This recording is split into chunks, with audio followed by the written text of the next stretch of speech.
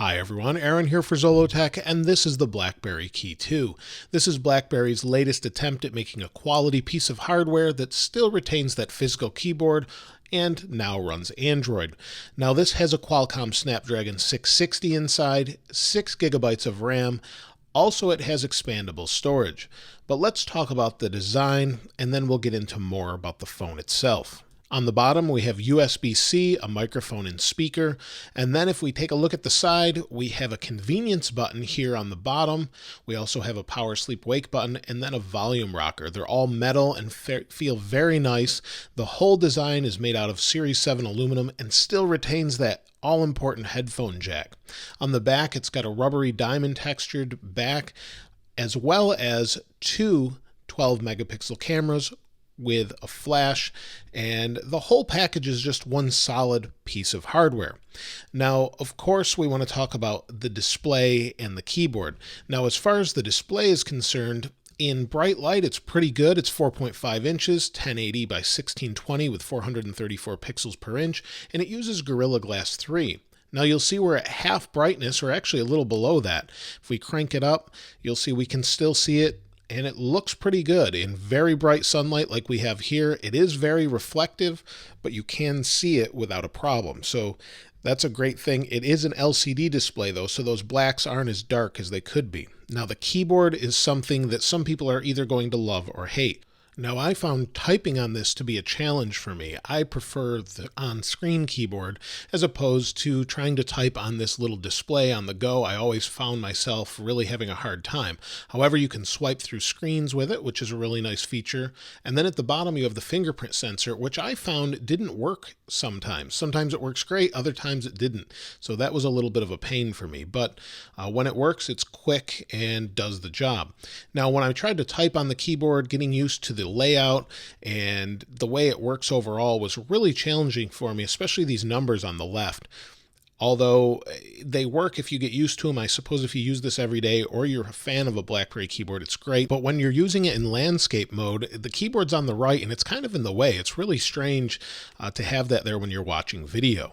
While physical keys might seem great, when you're just doing something simple like walking, you can't use swipe anymore because you're trying to reach for those keys. I found that to be really challenging, but you do have assists that you can swipe up to on the keyboard, and I actually found that I was using voice more than anything because it was too challenging for me to type on the keyboard with my hands. And I have pretty large hands, but to reach all those keys was a little bit challenging for me overall. So I just think this is the better method. There are a lot of built-in assists though that make life a little bit easier when you're trying to type a full conversation. Now the speaker is on the right side of the USB-C port and it's incredibly loud, it's very clear, and most of the time I had it at half volume. However, I found that I covered it up quite a bit when using the phone in landscape.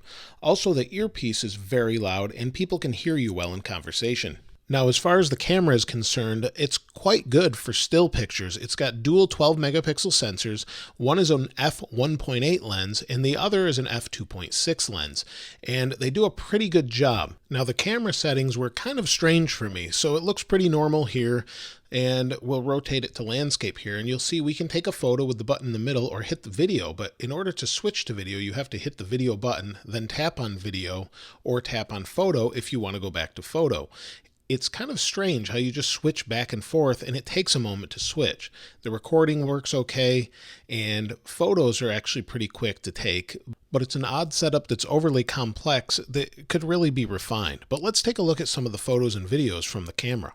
When recording in 4K, there's no stabilization available. That's only available in 1080p. Also, all photos and videos I'm showing you are straight out of the camera with no color correction or modification. Here's the video in 1080p with the stabilizer on. Honestly, it doesn't look too much different to me, so you might as well stick to 4K as the footage looks a lot better.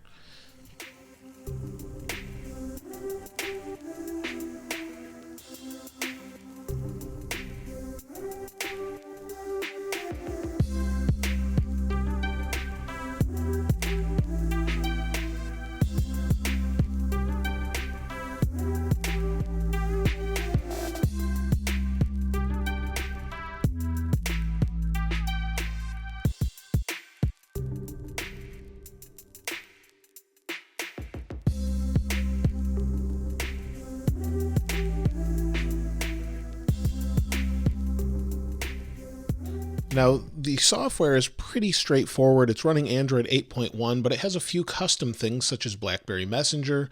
We also have Detect Security built in to show you the device security status, and we have a couple other features as well. So you'll see we have a password keeper, and then we also have Privacy Shade and also Redactor. Now, Privacy Shade does just that. It hides your information so people can't look at it. It can be moved around and resized, and is a pretty handy tool if you had to look at some sensitive documents. So we'll turn that off, and let's take a look at Redactor. So we'll scroll down here, and Redactor lets you share information, screenshots, things like that, and you can blank out certain portions. You can use large circles like we did here, or a line to cross something out and share that off. Now, one of my favorite things about this device are the customizable keys. So you've got the currency key and the convenience key, and if we go into settings and then we go to shortcuts and gestures, we have the option to customize. So we'll customize a key here, the convenience key, and we can set it up for whatever we want. Right now I have the assistant, but let's add another one. Maybe we'll add an app, and we'll just pick an app here. You'll see, how about news? We've got that assigned now.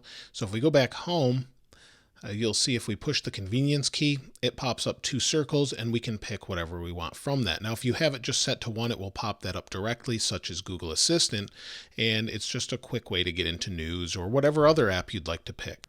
Now, it is fast enough to play games without a problem. Most of the time it feels pretty fast anyway, but if you go into, say, this Disney game here, maybe your kids get their hands on it, or you just want to play something, it will load a game reasonably well and play just about any of the latest games out there without any single issue.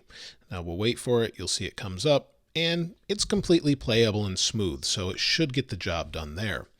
After using it every day for a week, I can confidently say it will get me through a day and a half, no problem, with normal tasks, and not using battery saver. That 3500 milliamp hour battery works well and charges fast as you have quick charge built in. Now, unfortunately, there's no IP rating, so if you drop it into some water or into dirt, it could really mess up the phone, since they don't guarantee against any of those issues that you might run into. Overall, I think if you like Blackberries from the past, you'll probably love this phone, since it's really good in what it was designed to do. If you're not a fan of physical keyboards, you might want to avoid it and get a different Android phone, but it's got a great camera, great battery life, and feels pretty fast most of the time. Let me know your thoughts in the comments below. If you haven't subscribed already, please subscribe and like. As always, thanks for watching. I'll see you next time.